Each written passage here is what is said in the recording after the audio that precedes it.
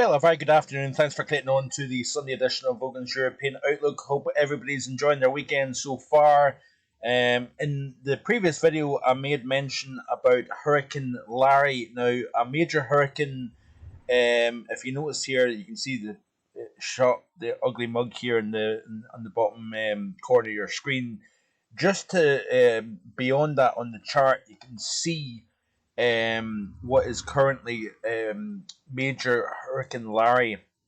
What that's going to do is there's a very strong area of high pressure, as you can see here in the upper air pattern, just due north of the system here. And what's going to happen over the next several days is we're going to see Larry cycle around that area of high pressure. So instead of it making a beeline towards the United States, what it's going to do is it's going to recurve and head due north to the east of North America. You can see a trough exiting the eastern half of the United States here, and as it does so, we can see Larry kind of gets reasonably far west, actually, over the western North Atlantic here, but it does.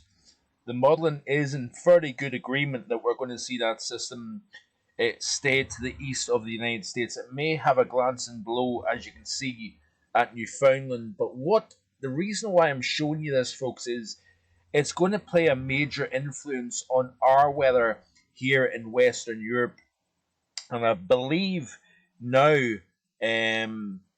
since the previous video, in fact, I do believe that what it's going to do is it's going to essentially boost the area of high pressure. The high pressure that has been so dominant for the last fortnight, I think that's going to just basically reinforce that area of high pressure as opposed to breaking down the pattern, and we just get a series of lows coming in off the Atlantic wind and rain.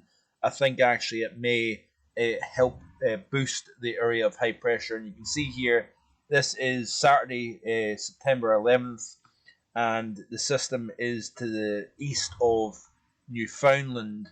And what I think it's going to do is, as you can see here, it becomes a very small feature. It kind of dissipates south of Greenland.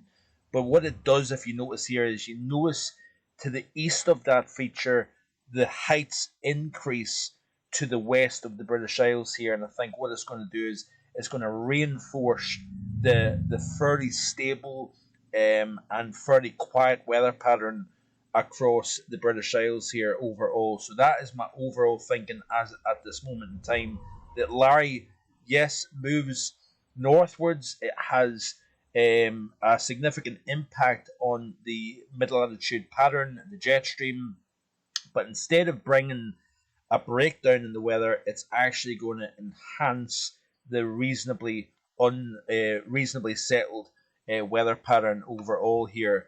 I'm going to also try, and while I'm speaking here, I can't minimize the screen, unfortunately. I can shift the screen slightly.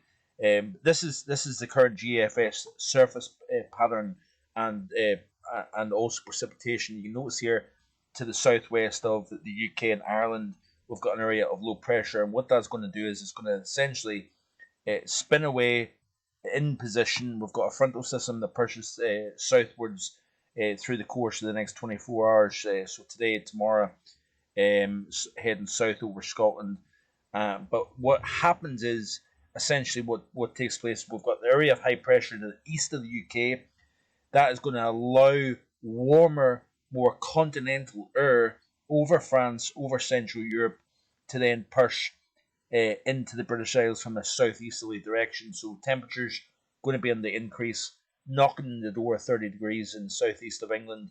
It's been a long time since September's maximum beats August for the UK.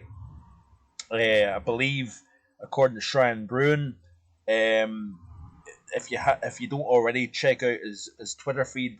He puts up on his Twitter a lot of very, very interesting statistics and facts.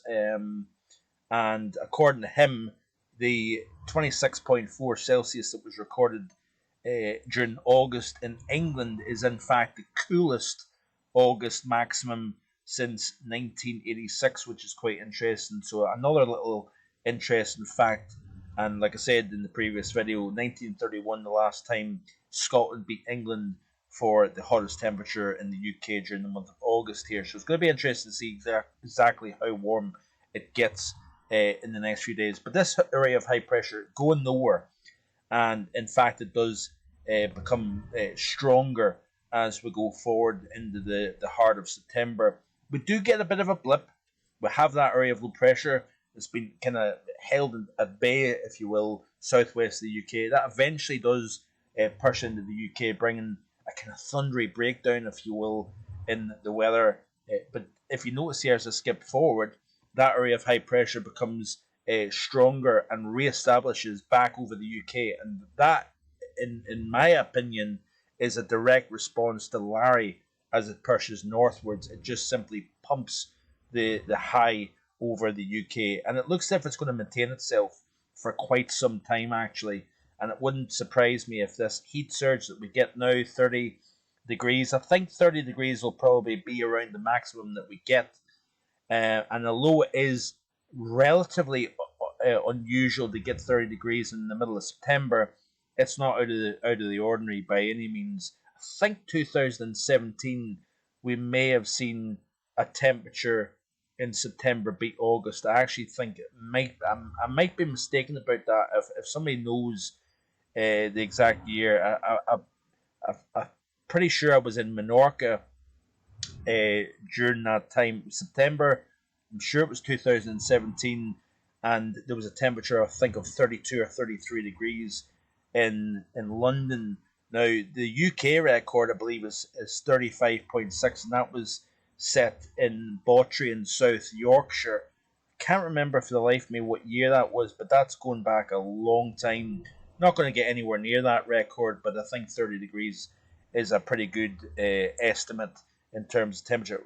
Could get another surge of warmth. By the way, also, I think we are going to see some very, very warm temperatures, even managing to get up in Scotland, actually. Could see 26 degrees, for example, in the Glasgow to Edinburgh corridor. That is unusual, and that could be the hottest temperature in the central belt of Scotland for so late in the season in a long time. That'll be interesting to see if it materialises when the last time we got temperatures that warm. But you notice here, day after day, we get these oranges showing up, temperatures 27, 28 degrees, for a few days across the UK and across particularly the bulk of England here. Notice here, this is Wednesday afternoon, for example, could see 27, 28 widely between Birmingham and London, and 25, 26 degrees not out of the question in places such as Glasgow here. Then we do get that breakdown at the end of the week, into next weekend, and I think we could see some relatively cool nights in response to that as well. You notice here that this is a way out the next week. In fact, it's a week today. You see sixes and sevens kind of showing up here in the chart for the overnight temperatures. So we could see some very chilly overnights towards the end of the upcoming work week and into next weekend here. So certainly the warmth is going to be several days. It's going to last. We are going to get a bit of a breakdown, so to speak, towards the end of the work week and into next weekend. But I think the area of high pressure that we've got is going to maintain itself through the middle portion of the month, maybe even slightly beyond here. So quite interesting. That's it for today. Hope you have a great day, and I'll be back in the next couple of days with more. Bye for now.